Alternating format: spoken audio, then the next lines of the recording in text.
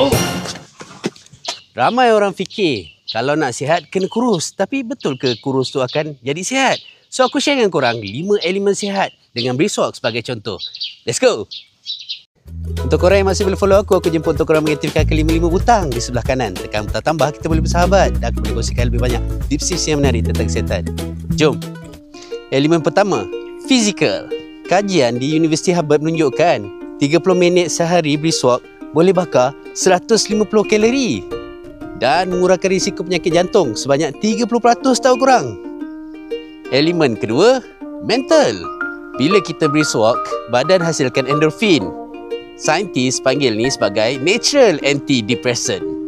Malah Brisk Walk selama 20 minit pun dah boleh kurangkan rasa stres dan improve mood.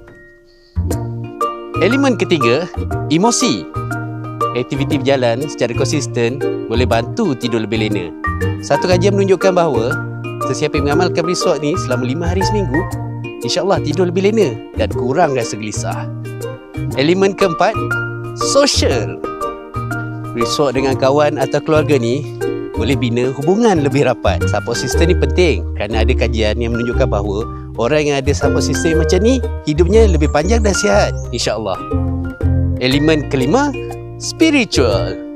Brisk Walk sambil zikir atau renung alam buat hati lebih tenang. Dalam Islam, merenungi ciptaan Tuhan sambil berfikir tanda orang itu orang yang berakal. Ia menyeimbangkan rohani dan jasmani. So korang, sihat bukan sekadar kurus je semata-mata.